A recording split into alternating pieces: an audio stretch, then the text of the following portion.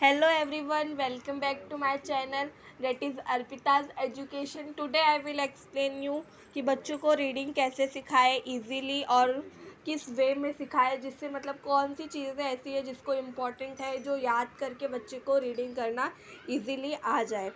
तो ये जो मैंने लिखा है ये सारी चीज़ें ये तो नॉर्मली स्वर है जो कि हिंदी का इंग्लिश में है और उसकी मात्रा है। और सेकंड थिंग ये वर्णमाला इंग्लिश टू हिंदी। और थर्ड है ये 12 खड़ी। तो फर्स्ट ऑफ ऑल हम लोग स्वर पढ़ते हैं जैसे कि आ की साइन, छोटे आ की साइन कुछ नहीं है, उसका मतलब वर्ड क्या है ए। और उसमें एक मात्रा आएगी, एक लाइन और डबल ए आएगा।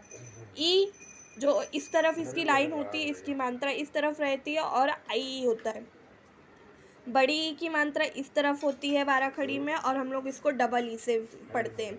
तो ऊ की साइन जो इस तरफ होती है और छोटे यू की क्या स्पेलिंग होती है यू, और बड़े यू की स्पेलिंग होती है डबल ओ।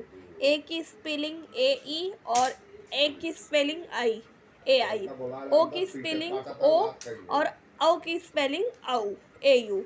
अन की स्पेलिंग अन, ए एन। और अह की स्पेलिंग ए एच। तो ये सारी स्पेलिंग्स हम लोग इसलिए याद करवाएंगे बच्चों को कि उनको इजीली पता चले। उनको जब हम लोग ऐसी कोई भी स्पेलिंग देते हैं कि कैसे उसे याद करें, तो उनको इस सारी चीज़ों को दिमाग में फटाक से याद करके और उसको उस वैल्यू पे पुट करके आराम से इंग्लिश टू हिंदी वर्ड लिख सके और उसे याद मतलब रीड कर सके। सेकंड थिंग है वर्णमाला, जैसे कि क की स्पेलिंग के ए, ख की स्पेलिंग के एच ए, ग की स्पेलिंग जी ए, घ की स्पेलिंग जी एच ए। और च की स्पेलिंग है सी एच ए, छ की स्पेलिंग है सी एच एच ए, ज की स्पेलिंग जे ए, झ की स्पेलिंग जे एच ए। और ट की स्पेलिंग टी ए, ठ की स्पेलिंग टी एच ए ठ, ड की स्पेलिंग डी ए ड, ढ की स्पेलिंग डी एच ए ढ, और न की स्पेलिंग एन ए न। त की स्पेलिंग दोबारा टी ए, थ की स्पेलिंग टी एच थ, the key spelling D A, ध की स्पेलिंग डी एच ए और न की स्पेलिंग एन ए। य की स्पेलिंग वाई ए है, र की स्पेलिंग आर ए, ल की स्पेलिंग एल ए, व की स्पेलिंग वी ए, श की स्पेलिंग एस एच ए और इसको भी श की स्पेलिंग एस एच ए। स की स्पेलिंग है एस ए और ह की स्पेलिंग है एच ए। और श की स्पेलिंग है, इसका श की स्पेलिंग है के एस एच ए और त्र की स्पेलिंग है टी आर ए और ज्ञा की तो जी वाई ए। तो ये हमारा हो गया वर्णमाला। ये भी बहुत ही इम्पॉर्टेंट है। अगर ये सारी चीज़ें बच्चों को याद हो गई तो उनको रीडिंग करने में कोई भी प्रॉब्लम नहीं होगी और उनको कोई भी वर्ड बोलोगे आप तो लिख सकते हैं। फॉर एग्ज़ाम्पल ये है वर्णमाला का है के ए, का है के डबल ए, की है के आई ई और बड़े की है के डबल ई, कू की है के यू और बड़े कू की है को के डबल ओ, के की है के ई और कई की है के आई ए, को की है को और क की है के यू और कन की है के एन और कह की है के एच। तो ये सारी चीज़ें बहुत ही इंपॉर्टेंट है for the reading of a child.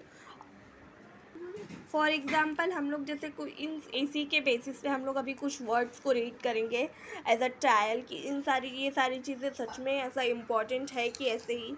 तो जैसे कि मैंने यहाँ पे लिखा है हम नॉर्मल, ये स्पेलिंग हम लोग नॉर्मली जानते, लेकिन इसको बच्चों को कैसे पढ़ाएं। अभी हम लोग नॉर्मली अगर बच्चों को हम बता दें कि ये सारी चीज़ें लर्न कर ले तो उनके लिए ईजी होगा। तो जैसे कि एन है तो न हो गया, न हो गया, एन की मात्रा यहाँ पे दी गई है, यहाँ पे न हो गया एन ए, न हो गया। अभी ओ है तो ओ की मात्रा हम लोग को इसमें देखनी पड़ेगी। तो ओ का क्या हो गया, ओ की मात्रा यहाँ पे मैंने दी है ओ, तो ये हो गया ओ की मात्रा यूज़ कर लेंगे।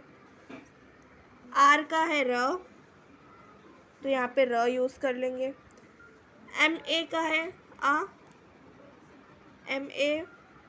म का है एम ए और एल का है ला। नॉर्मल, अभी अगर बच्चों को इंग्लिश रीडिंग नहीं आती है तो हिंदी में ये नॉर्मली नॉर्मल, ये चीज़ आराम से याद कर सकते हैं। तो इसीलिए ये अगर आपके बच्चों को ये चीज़ याद हो जाएगी तो ऑन द बेसिस बहुत ही इजीली वो लोग रीड कर सकेंगे। अगर आप मेरे चैनल पे न्यू है तो चैनल को सब्सक्राइब ज़रूर करें। Thank you.